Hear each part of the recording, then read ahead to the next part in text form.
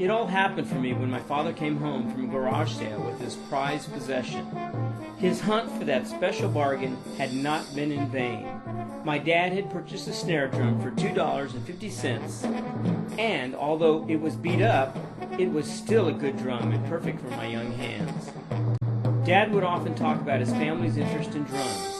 He was especially fond of my Uncle Tony, who had taken up drumming with no formal training and had recorded several LPs.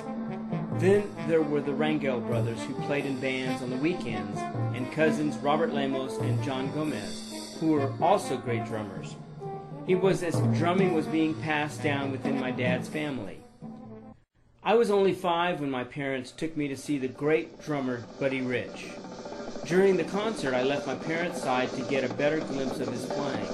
To this day, I still remember how furiously his hands played on his white pearl drums. Dad and I spent countless hours talking about music and listening to his big band records. Who was to know that these conversations and that old drum would ignite in me a lifelong passion and commitment to drumming? I remember the day I received my acceptance letter for the Boston Conservatory of Music. Accepted, I repeated.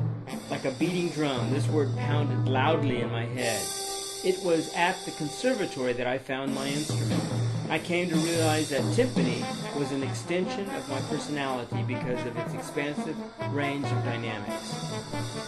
Once I finished with my bachelor's, I headed to Juilliard in New York City. I felt at my peak playing in Carnegie Hall and winning my first timpani job with the Queen's Philharmonic. After 4 years, I left New York when I was appointed timpanist in the Mexico City Philharmonic. In Mexico, I would play with great artists such as Placido Domingo. Life is cyclical. I find myself back in San Antonio teaching at the local colleges and playing with the Corpus Christi Symphony.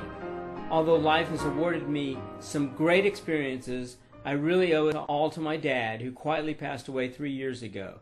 I still have that old snare drum, but now it is placed strategically in my studio to remind me of him and what direction it has taken me.